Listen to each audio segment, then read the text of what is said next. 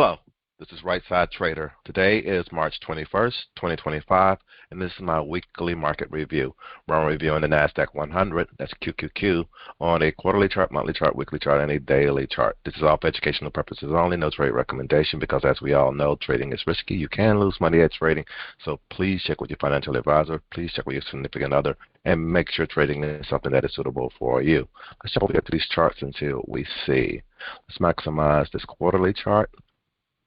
And I'll resize this and here. Like I was saying last week, we have a bearish pattern on a high time frame on the Qs on this quarterly chart.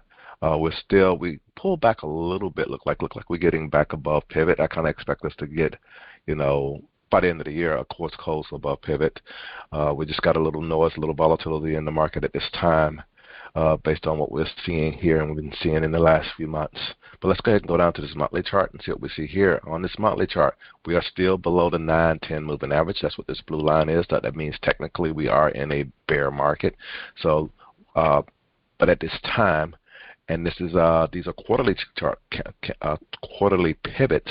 We are at the end of the quarter almost this month. We're halfway through this month, and we're pulling back above the support 1 level. The thing is, we only have a couple of more weeks in this month. Will we pull back above the 10 by the end of this quarter?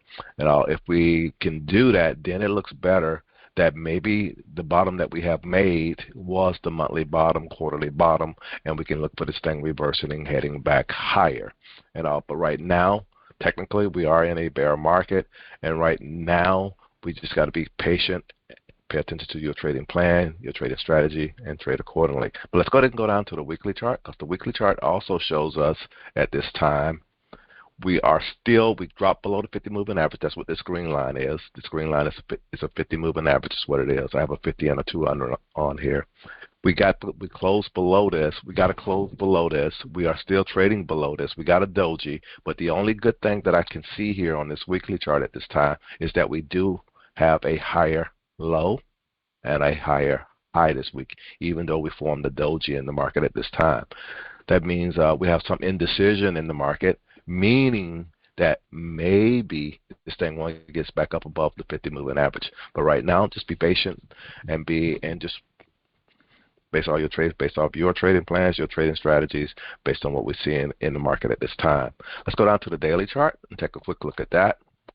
On this daily chart, what I see here is a sideways market. This is what happened a lot of times when you get down at the bottom and the market not sure what it wants to do. That's why on that weekly chart we saw a doji. This market is beginning to consolidate, beginning to base.